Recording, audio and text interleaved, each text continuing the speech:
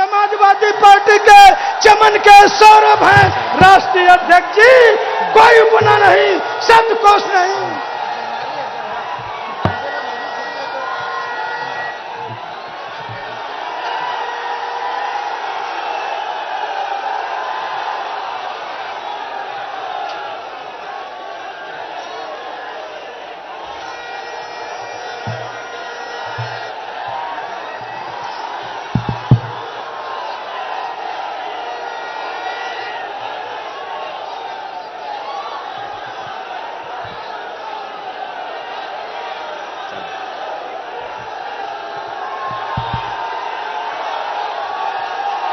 इस जनादेश महारैली में उपस्थित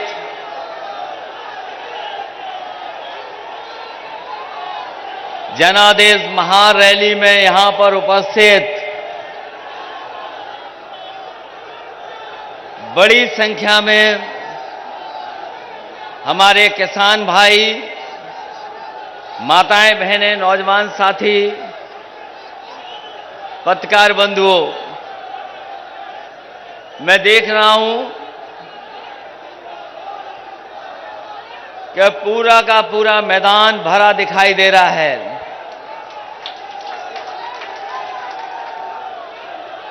जहां ये मंच है हमारा और आखिरी तक पूरा का पूरा मैदान भरा है, पंडाल भरा हुआ है। पंडाल के बाईं ओर मैं देख रहा हूं जो लोग जहां बन सकते हैं खड़े हैं। एक और छोटा पंडाल है बाईं तरफ जहां में बड़ी संख्या में माताएं, बहनें दिखाई दे रही हैं, बेटियां दिखाई दे रही हैं, भरा पड़ा है। जहां जगह मिली है नौजवान खड़े दिखाई दे रहे हैं मुझे, जहां तक दिखाई दे रहा है। इसलिए जनादेश महारैली को सफल बनाने के लिए मैं एक एक उपस्थित साथी का धन्यवाद और आभार प्रकट करना चाहता हूं। साथ ही साथ आज जिनके हमारे साथ आने की वजह से इतना उत्साह और जोश है, आज जिस तरीके से समाजवादी पार्टी को समर्थन मिल रहा है, जो समर्थन जुट रहा है, मैं सबसे पहले रामचंद्र राजभर जी का धन्यवाद और आभार प्रकट करना चाहता हूं और साथ ही साथ लालजी वर्मा जी। ये तो हमारे साथ जब से जुड़े हैं, मैं ये कह सकता हूं कि अंबेडकर नगर में और आसपास के क्षेत्र में अब बचने वाली नहीं है भारतीय जनता पार्टी। जब त्रिभुवन जी आ गए हों, त्रिभुवन जी पहले ही आ गए थे, त्रिभुवन दत्त जी, रामचंद्र राजभर जी, लालजी वर्मा जी और बगल के जिले के राम प्रसाद चौधरी जब साथ खड़े हैं तो बताओ सफाया होगा कि नहीं होगा। और ये जन सैलाब कोई ऐसा वैसा जन सैलाब नहीं है। ये जो जन सैलाब दिखाई दे रहा है, ये इतिहास लिखने का काम करेगा। ये जन सैलाब इतिहास लिखने का काम करेगा। और मैं तो कहता हूं कि अभी मैं सुन रहा था भाषण, अभी भाषण में सुन रहा था, मैं अभी भाषण सुन रहा था कि क्या क्या हो रहा है, कैसी सरकार चल रही है। लेकिन एक बात मैं कह सकता हूं, इस बार चुनाव में पिछड़ों का इंकलाब होगा और 22 में बदलाव होके रहेगा। इसलिए मंच पर उपस्थित समाजवादी पार्टी के प्रदेश के अध्यक्ष नरेश उत्तम जी, मंच पर उपस्थित रामचंद्र राजभर जी, लालजी वर्मा जी, राममूर्ति वर्मा जी, त्रिभुवन दत्त जी, शैलेंद्र ललई जी, पार्टी के बहुत ही वरिष्ठ नेता आदि दुर्गा यादव जी, बलराम यादव जी, अवधेश प्रसाद जी, पूर्व में रहे मंत्री शंखलाल मांझी जी, जय शंकर पांडे जी, पार्टी के जिलाध्यक्ष राम सकल, विशाल वर्मा जी, अतर खां साहब, विधायक सुभाष राय जी, एमएलसी हीरालाल जी और हमारे साथ आए कमलाकांत पप्पू राजभर जी। मंच पर बड़ी संख्या में समाजवादी साथी हैं। पार्टी की महिला सभा की अध्यक्ष लीलावती कुशवाहा जी हैं, गोपीनाथ वर्मा जी, अभय सिंह जी, एवाज से लेकर के सिद्धार्थ और बड़ी संख्या में समाजवादी साथी जो मंच पर हैं, दूसरे मंच पर भी हैं।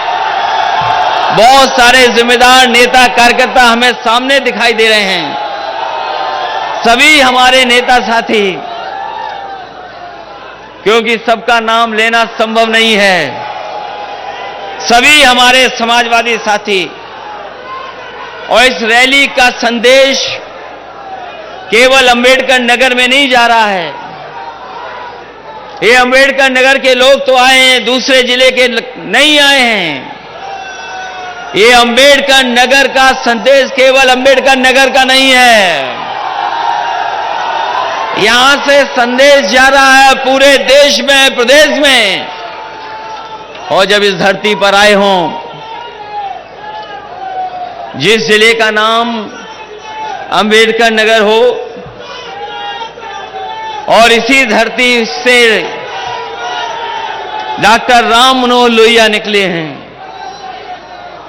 ये दोनों ऐसे महापुरुष हैं, अगर इनकी विचारधारा के रास्ते पे निकल चलें तो जो सपना देखा था हमारे पूर्वजों ने, ये दोनों विचारधाराएं हमारे भारत के सपनों को पूरा कर सकती हैं।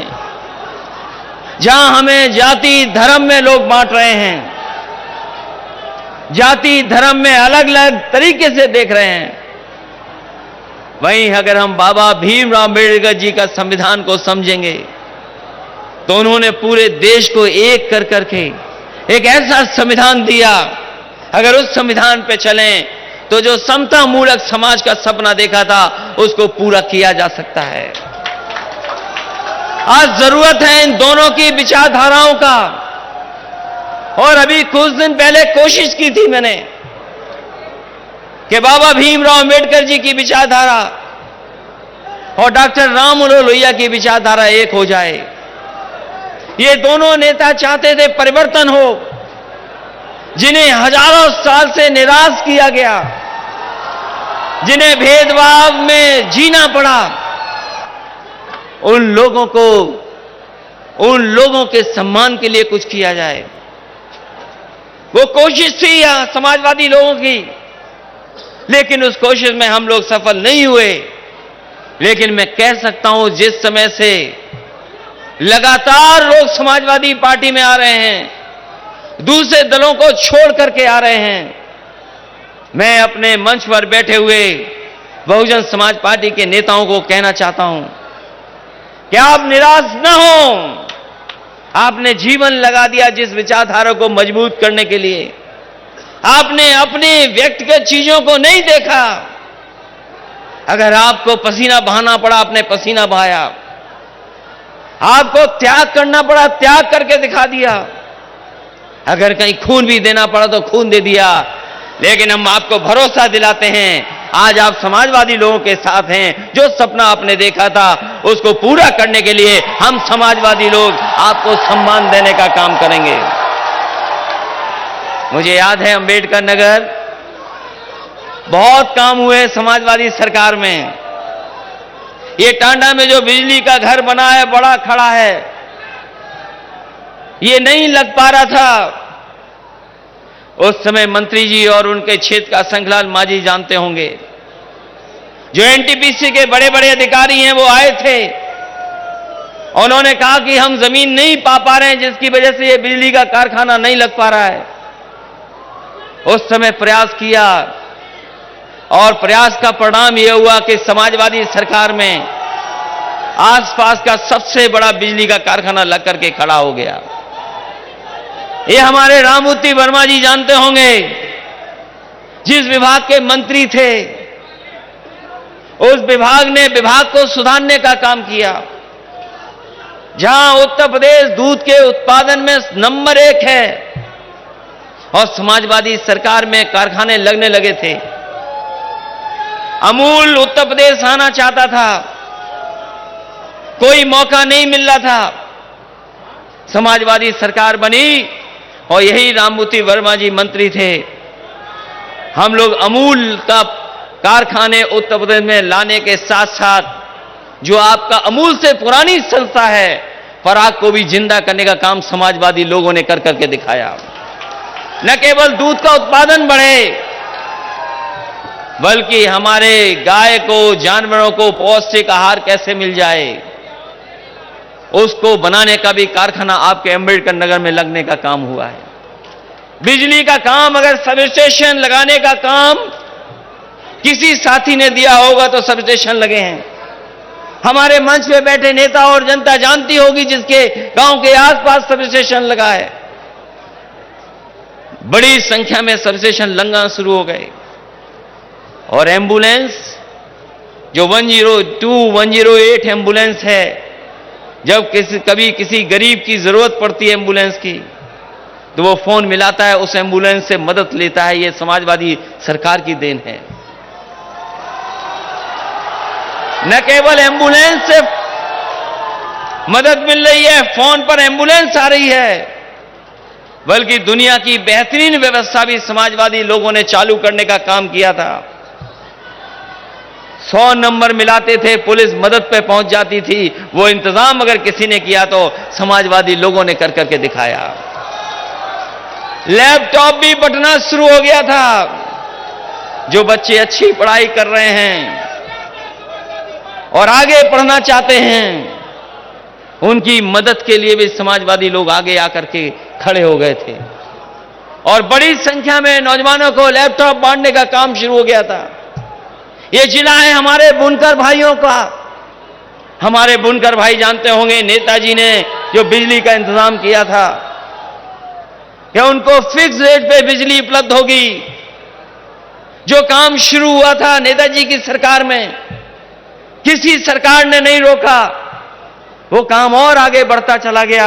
समाजवादी सरकार में और सहूलियत देने का काम हुआ, उनकी मदद हुई। लेकिन जब से भारतीय जनता पार्टी की सरकार आई है, उन्होंने उस इंतजाम को भी बंद कर दिया। अब आज फिक्स रेट हमारे बुनकर भाइयों को नहीं मिल रही है। धान खड़ा है खेतों में, सरकार कह रही थी आय दोगुनी कर देंगे, लेकिन बताओ धान की आय कितनी हो रही है? कोई खरीदने वाला नहीं, कोई पूछने वाला नहीं। जहां सरकार हमारे किसानों की नहीं मदद कर रही, वहीं राइस मिल मालिकों की भी कोई सुध नहीं ले पा रहा है। ये बातें मैं इसलिए कह रहा हूं, इन बातों को मैं इसलिए कह रहा हूं आपके सामने, क्योंकि समाजवादी लोगों ने काम कर करके दिखाया था।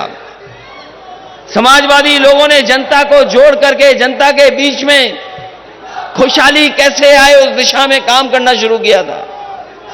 और जब से ये सरकार आई है, जब से ये सरकार उत्तर प्रदेश में आई है, इसने जहां न्याय बढ़ाया है, वहीं हमारे किसानों को धोखा देने का काम किया था।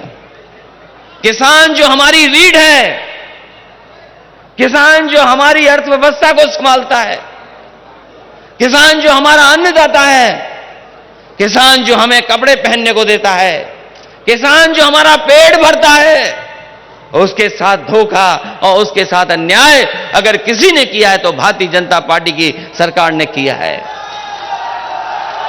कौन नहीं जानता कि किसान को कुचल दिया गाड़ी से? क्या हमारे लोग भूल जाएंगे? किसान भाई क्या ये बात भूल जाएंगे कि गाड़ी से कुचल दिया गया? और 2 डबल इंजन सरकार ने नहीं, 3 इंजन वाली सरकार ने कुचलने का काम किया।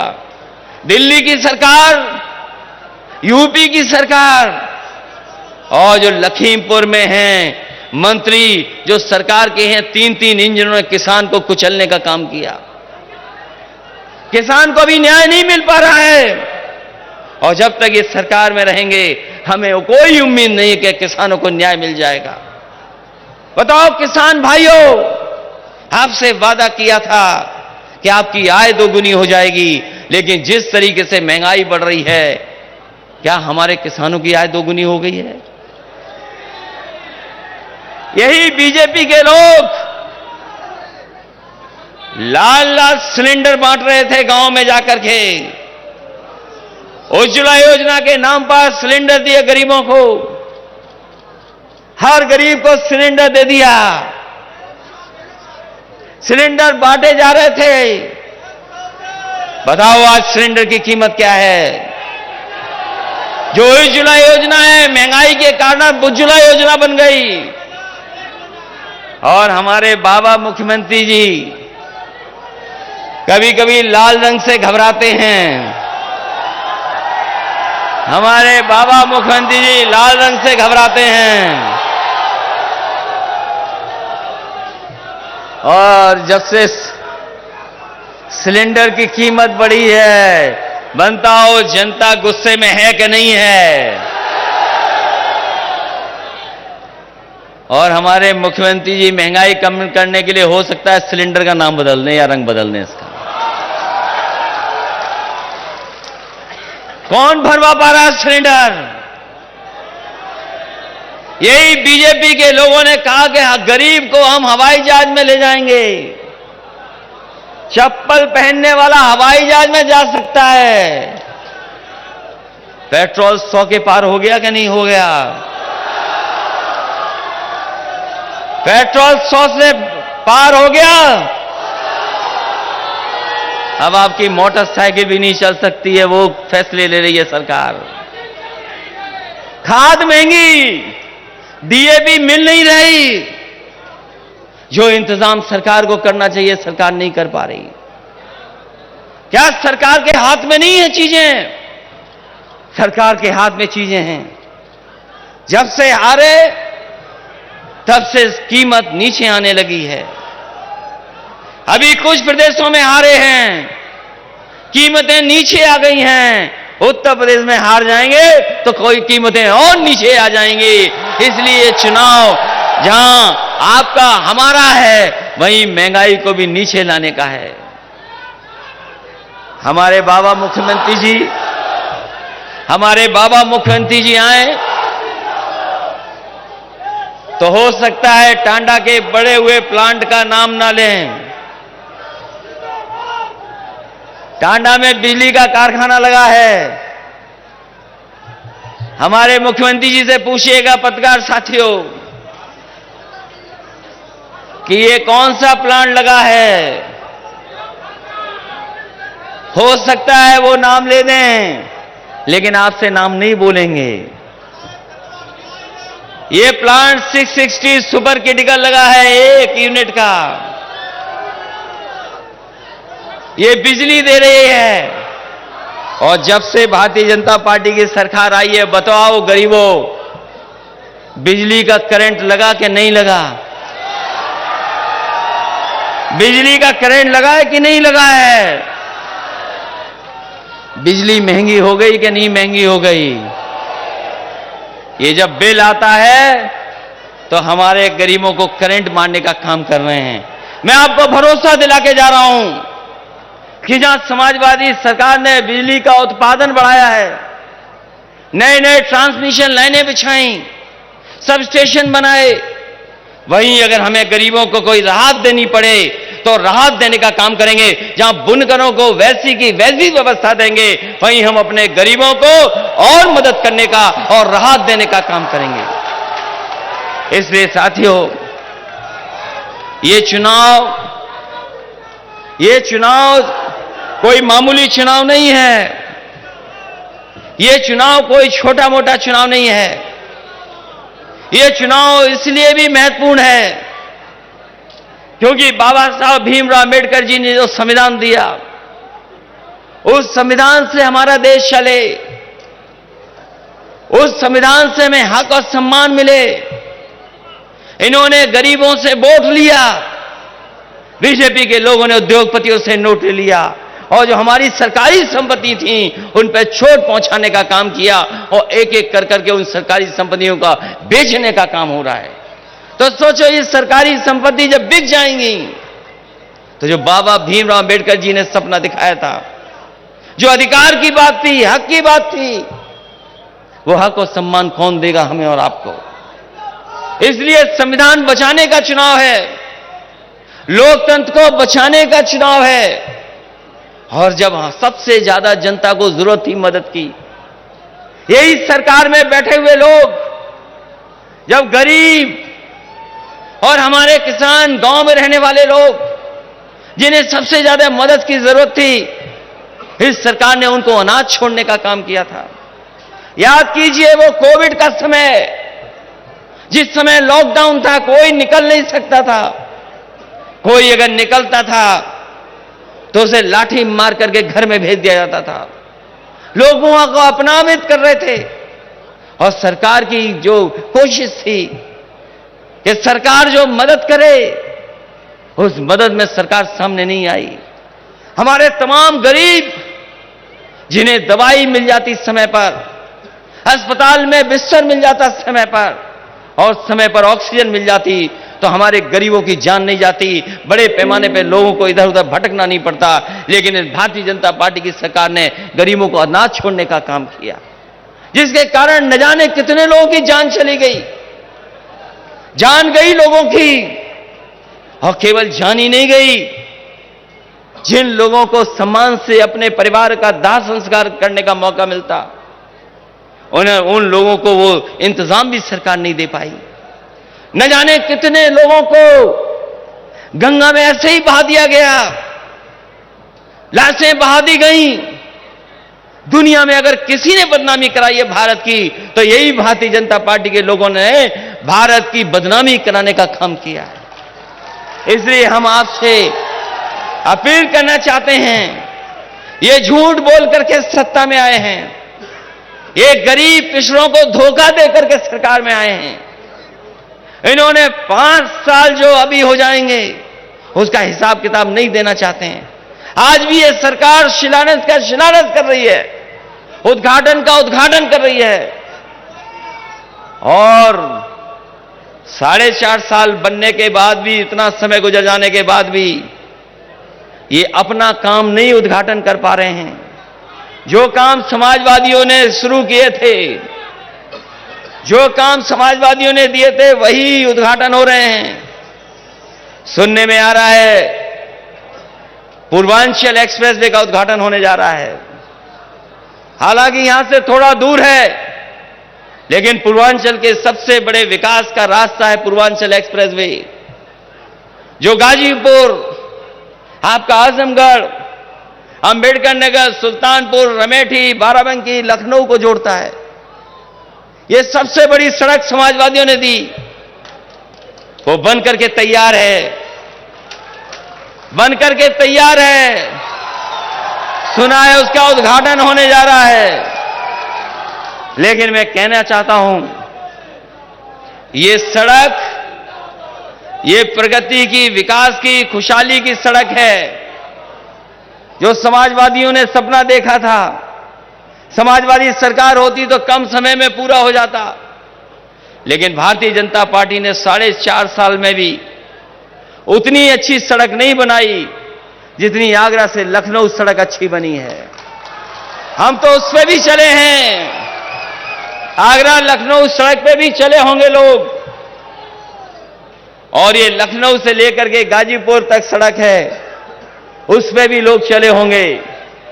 आगरा लखनऊ सड़क इतनी मजबूत है, इतनी अच्छी बनी है कि अगर उस सड़क पर आप पानी का गिलास लेकर के चलोगे और अगर चाय पीते हुए जाओगे तो 100 की रफ्तार से भी आपके गिलास का पानी नहीं गिरेगा, चाय के कप से पानी नहीं हिलेगा। और हमारे बाबा मुख्यमंत्री ने जो सड़क बनाई है, ये जो समाजवादी पूर्वांचल एक्सप्रेस, इसको पूर्वांचल एक्सप्रेस वे बनाया है। अगर आपकी गाड़ी ठीक नहीं है, रफ्तार अगर आपने बढ़ा दी, अगर आपने रफ्तार अपनी गाड़ी की बढ़ा दी, तो हो सकता है कमर दर्द कर जाए और पेट दर्द कर जाए, वापसी में आपको डॉक्टर से इलाज कराना पड़ जाए। और गलती से अगर आपने कप चाय का ले लिया, पानी का गिलास ले लिया, तो हो सकता है आपको अपने कपड़े बदल करके जाना पड़े, दोबारा आप कपड़े उनको नहीं पहन पाओगे। मैं कहना चाहता हूं सरकार के लोगों से, जहां बुलडोजर चलाना चाहिए था वहां बुलडोजर नहीं चलाया। अगर सड़क पर सही तरीके से बुलडोजर चला होता तो सड़क आगरा लखनऊ से भी बेहतरीन होती। मैं जानना चाहता हूं, हमारे मुख्यमंत्री को बड़ा शौक है बुलडोजर चलाने का। जिस समय बुलडोजर चलना था सड़क पर, आप बुलडोजर नहीं चला रहे थे, क्या कर रहे थे ये पता ही नहीं है। क्या कर रहे थे पता ही नहीं है। और अगर आपने धुआं उड़ाते हुए बुलडोजर चला दिया होता, और अगर आपने धुआं उड़ाते हुए बुलडोजर चला दिया होता, तो आगरा लखनऊ से बेहतरीन सड़क होती हमारे पूर्वांचल के लोगों की। लेकिन आपने बुलडोजर वहां नहीं चलाया। ये हमारे कमाल के मुख्यमंत्री जी हैं, जहां जो काम करना चाहिए वो काम नहीं करते। हमारे मुख्यमंत्री कमाल के हैं, जो काम जहां करना चाहिए वो नहीं करते, जो काम करना चाहिए वो नहीं करते हैं। आज हमारे नौजवानों का भविष्य बनाने का समय है। इन नौजवानों के सपने पूरे होने का समय है। लेकिन हमारे बाबा मुख्यमंत्री नौकरी रोजगार की तरफ नहीं देख रहे। समय बदल गया है, चीजें बदल गई हैं, हमारे नौजवानों के हाथ में है, आज मोबाइल है उनके हाथ में। समय बदल गया है, चीजें बदल गई हैं, काम करने का तरीका बदल गया है। लेकिन हमारे बाबा मुख्यमंत्री आज भी धुआं उड़ा रहे हैं। अपने संकल्प पत्र में लिखा था उन्होंने कि हम लैपटॉप देंगे बच्चों को, डाटा दे देंगे, यूनिवर्सिटी कॉलेज को वाईफाई कर देंगे। हम जानना चाहते हैं, इतना समय गुजर गया है, ना आपने लैपटॉप दिया, ना वाईफाई किया, ना डाटा दिया, और अब कह रहे हैं कि टैबलेट देंगे। हम पूछना चाह रहे हैं, 4.5 साल से कौन सी टैबलेट दे रहे थे आप? कौन सी टैबलेट बढ़ रही थी? इसलिए जो काम करना चाहिए वो काम नहीं करते हैं। आज मोबाइल से दुनिया की जानकारी हासिल की जा सकती है। आज मोबाइल से हम दुनिया के बारे में जान सकते हैं। पूरी दुनिया सिकुड़ करके मोबाइल पे आ गई है। हमारे नौजवान जानते हैं, जो थोड़े बहुत संपन्न हैं, वो मोबाइल से ही कारोबार कर लेते हैं, कुछ सामान मंगा लेते हैं। अगर कस्बे, बड़े कस्बे हैं, वहां पर मोबाइल से फोन करना नहीं है, केवल संदेश भेजना है, और आपको खाने से लेकर के सब चीजें उपलब्ध हो जा रही हैं। ये परिवर्तन आया है, चीजें बदली हैं। इसलिए नौजवान साथियों, आपका मुख्यमंत्री ऐसा नहीं हो जो लैपटॉप चलाना नहीं जानता। क्योंकि लैपटॉप चलाना नहीं जानता, इसलिए उन्होंने लैपटॉप बांटने का नहीं काम किया। कौन मान लेगा कि हमारे बाबा मुख्यमंत्री लैपटॉप चला लेते हैं? अरे हम तो कहते हैं एक दिन हो जाए, लैपटॉप लेकर के आओ, बुलडोजर लेकर के मत आओ, लैपटॉप लेकर के आओ। और हम तो समाजवादी लोग हैं, लैपटॉप भी चला लेंगे और समय पड़ेगा तो बुलडोजर भी चला लेंगे। इसलिए नौजवान साथियों, आपके भविष्य का चुनाव है। आपका भविष्य कैसे बेहतर बने? नौकरी नहीं है, रोजगार नहीं है। हम जाते हैं दिल्ली में, बड़े बड़े विज्ञापन लगे, नौकरी मिल गई, रोजगार मिल गया।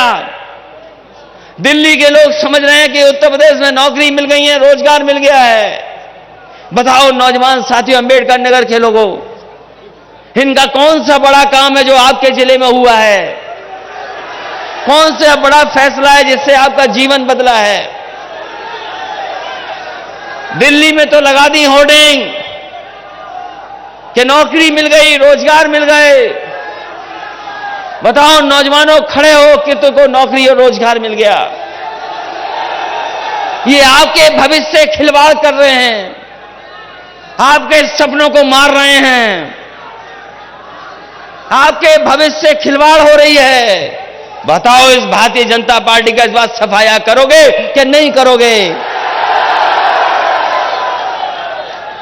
और हमारे बुनकर भाइयों, आपकी बिजली महंगी कर दी, बिजली का बिल आ रहा है, करंट लगता है, कौन जिम्मेदार है?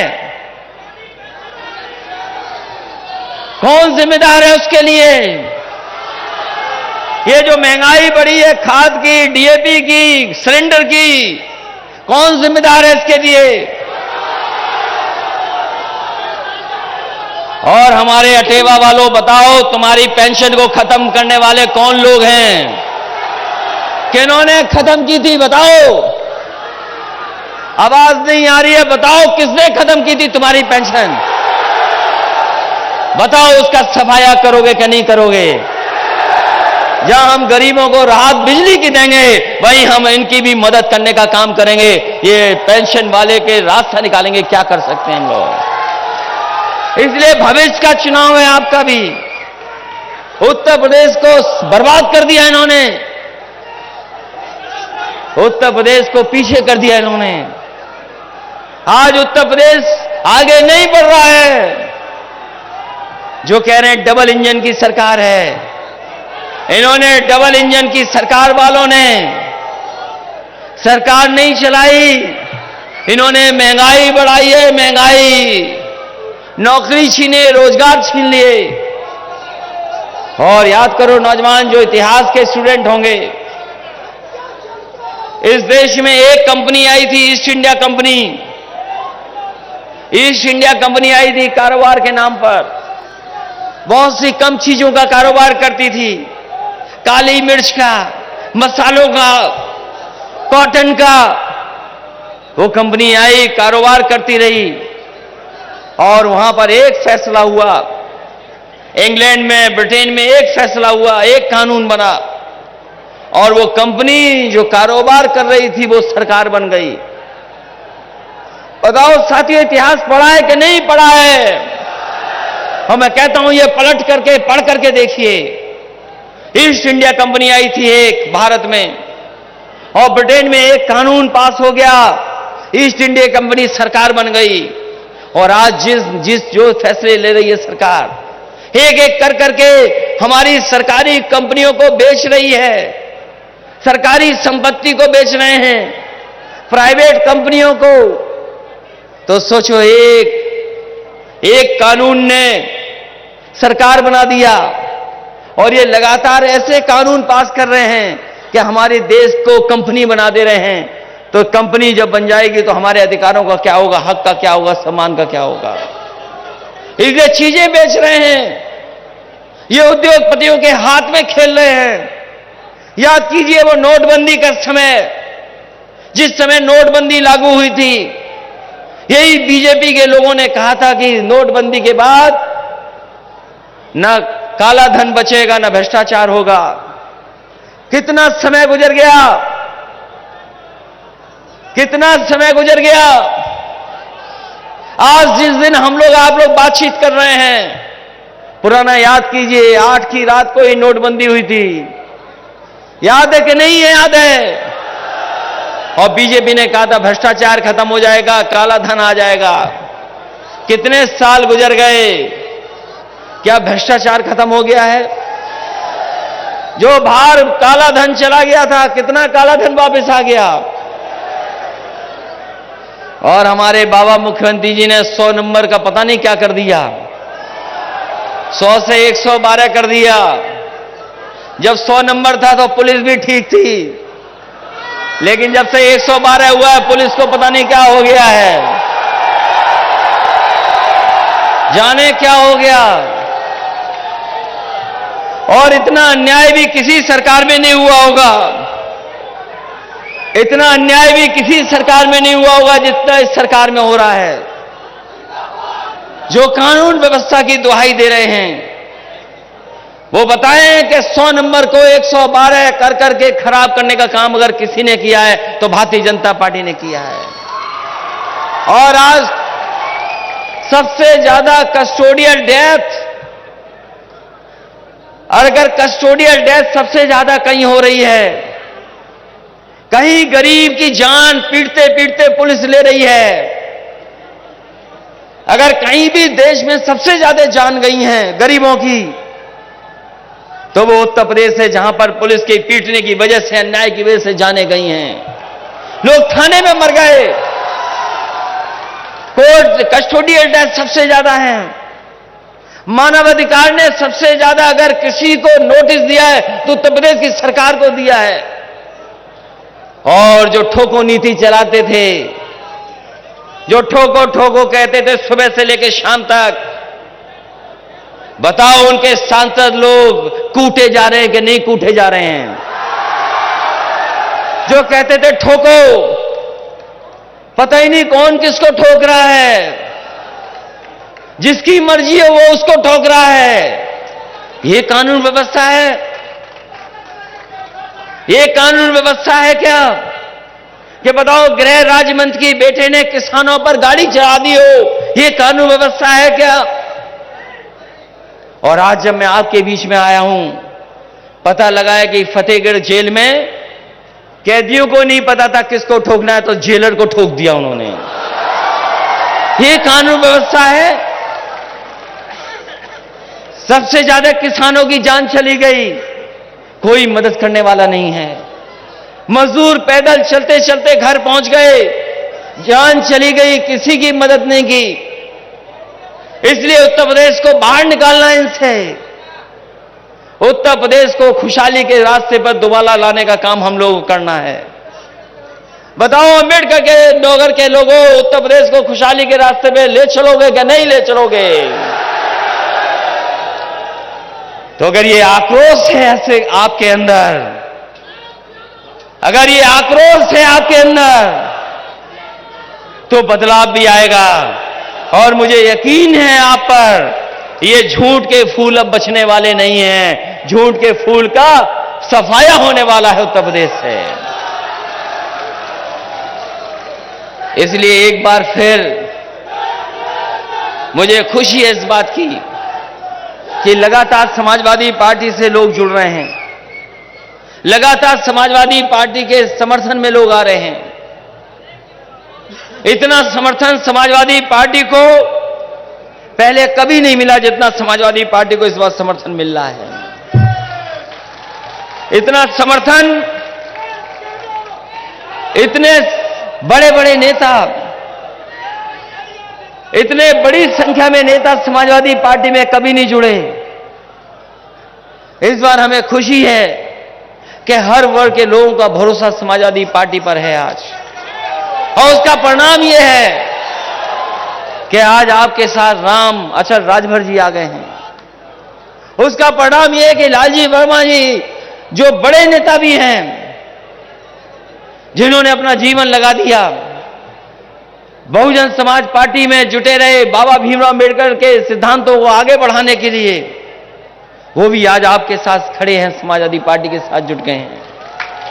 आपके साथ त्रिभुवन दत्त जी आ गए और बस्ती के बड़े नेता भी आपके साथ हैं। तो बताओ कौन कहता है कि समाजवादी पार्टी सरकार नहीं बनाने जा रही है? जनता चाहती है बदलाव, जनता बदलाव चाहती है।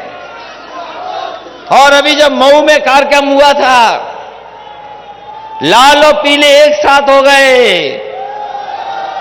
लाल पीलों को एक साथ देकर के दिल्ली लखनऊ में लाल पीले हो रहे थे लोग। जो लोग हमारी लाल टोपी को देख के लाल होते हैं, लाल टोपी को देख करके लाल होते हैं। अब सिलेंडर को देख करके क्या करेंगे ये बताओ हमें? लाल लाल सिलेंडर है,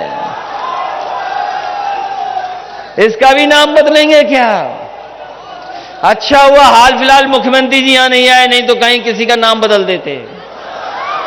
और हम तो अपने पत्रकार साथियों से कहेंगे कोई नाम अगर बदलवाना हो तो हमें बता देना, हम कह देंगे नाम बदल दें। इसलिए इस भरोसे और इस उम्मीद के साथ ये जोश और उत्साह बना रहेगा। ये सरकार के खिलाफ आपका गुस्सा आक्रोश बना रहेगा।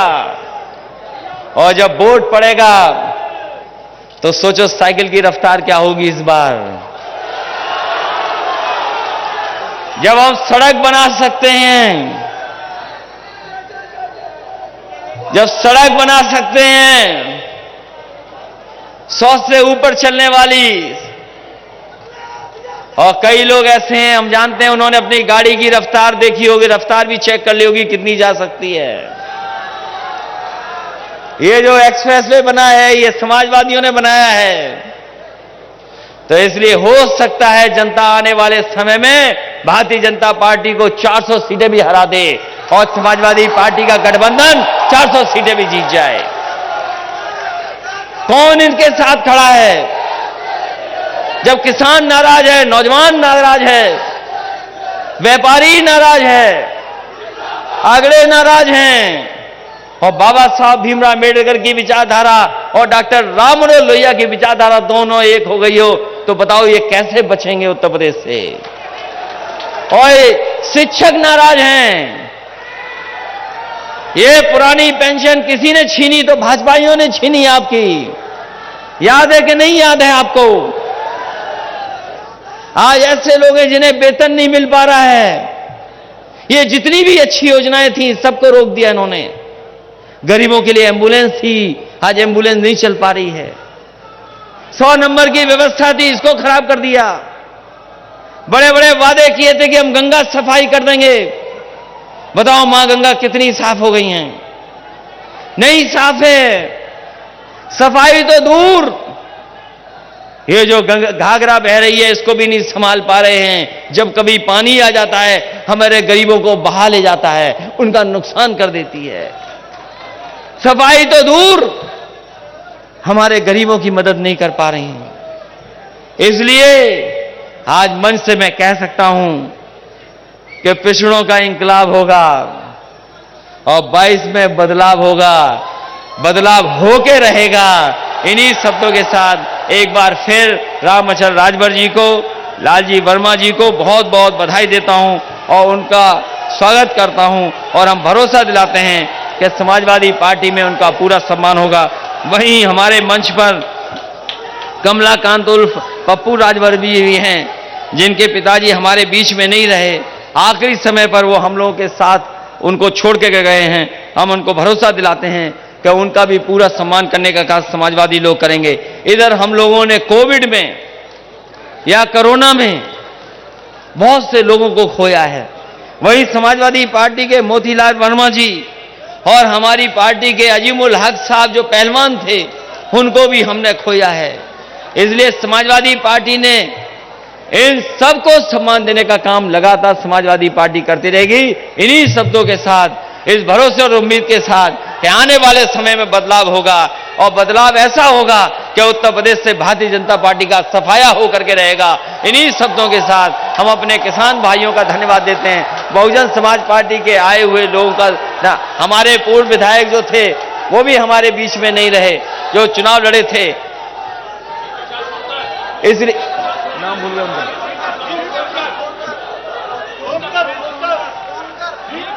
भीम सोनकर जी का उनका परिवार खड़ा है। हमें दुख है कि जहां हम लोगों ने इतने नेताओं को खोला है, हम उनके श्रद्धांजलि भी देते हैं, उनको याद भी करते हैं, उनका समय समय पर समाजवादी पार्टी को आगे बढ़ाने का काम भी याद करते हैं। उन्होंने हम लोगों को आगे बढ़ाने का काम किया। इन्हीं शब्दों के साथ आप सबका बहुत बहुत धन्यवाद करता हूं। इस ऐतिहासिक रैली के लिए बधाई देता हूं। ये एक मामूली जन सैलाब नहीं है, ये जो जन सैलाब दिखाई दे रहा है, सड़कें भरी पड़ी हैं, गाड़ियां खड़ी हैं, लोग दूर दूर से चल करके आ रहे हैं, जहां से जगह मिल रही वहां से आए हैं लोग। इसलिए हम, ये कोई छोटा मोटा जन सैलाब नहीं है, ये ऐसा जन सैलाब है जो इतिहास बनाने का काम करेगा और उत्तर प्रदेश में बदलाव लाने का काम करेगा। बहुत बहुत धन्यवाद। और पुरानी पेंशन और हमारे शिक्षक लोग हैं, चाहे बीटीसी हो, शिक्षा मित्र हो, चाहे बीपीएड वाले हों, बीएड वाले हों, इन तमाम लोगों के समाधान करना है। और वहीं हमें अपने बुनकर भाइयों का बिजली का इंतजाम भी करना है, जिससे हमारे बुनकर भाइयों की भी खुशहाली हो सके। बहुत बहुत धन्यवाद, बहुत बहुत बधाई आप लोगों को। और इस ऐतिहासिक कार्यक्रम के लिए मैं बहुजन समाज पार्टी से आए हुए सभी नेता कार्यकर्ताओं का एक बार फिर स्वागत करता हूं। बहुत बहुत धन्यवाद आपका।